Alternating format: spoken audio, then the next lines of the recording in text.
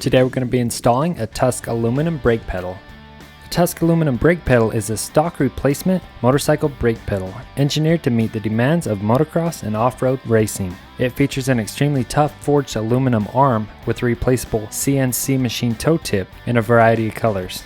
The toe tip is spring-loaded and rotates to deflect objects and prevent damage from crashes and impacts. It also features stainless steel cleats for maximum traction in any condition. The brake pedal also includes an optional integrated adjustable length brake saver cable and mounting bracket to help prevent damage when snagged by brush or rocks, making it great for all types of riding. So to install this thing, first thing we need to do is remove the stock pivot bolt. Once we get that out of the way, you'll notice there's a washer that sits behind that. We're going to flip the brake pedal around and remove the cotter pin that's holding the clevis pin in. After we do that, we can pull that pin out. And then all that's left to do is remove the spring from the pedal. Then we're going to clean up the area with a little contact cleaner, make sure all that old thread locking agent and dirt gets out of there. We're also going to clean the pivot bolt and the washer. Some bikes use seals on the pivot bolt, this Honda being one of them. It's always a good idea to replace the seal if you can, but on this bike, these seals were still good, so we're just going to clean them up and reuse them. So we're going to install the seals onto the brake pedal and then we can begin with installation. So the first thing we're going to do is attach the spring to the bottom part of it. We can flip the pedal over. And then we're going to slide it up into the brake clevis and we can install that pin.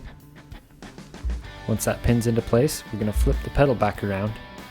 We can install a new cotter pin on the back end of that. And then bend each side around. We're going to flip the pedal back around and we're going to take our clean pivot bolt and put a little bit of grease on there, and our washer, we're going to stick that behind there, slide our pivot bolt through the brake pedal, slide the washer on, and then we're going to begin threading that into the hole, and we can tighten that down. Once that's tight, the next thing we want to do is check the ride height of the brake pedal.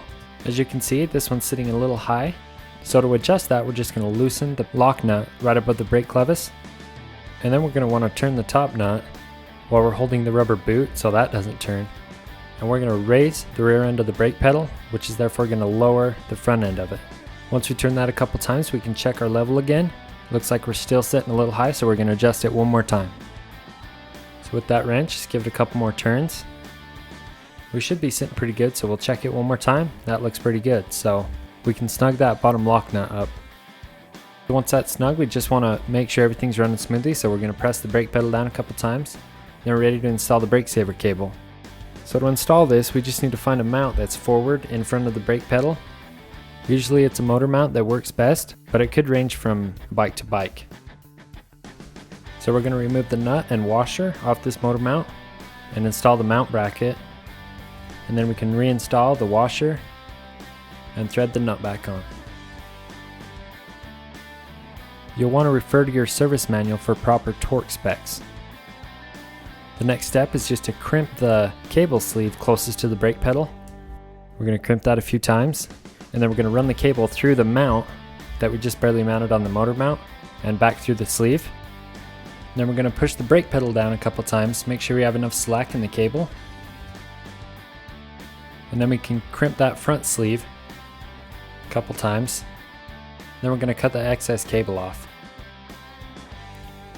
Once that's attached, we're ready to go ride.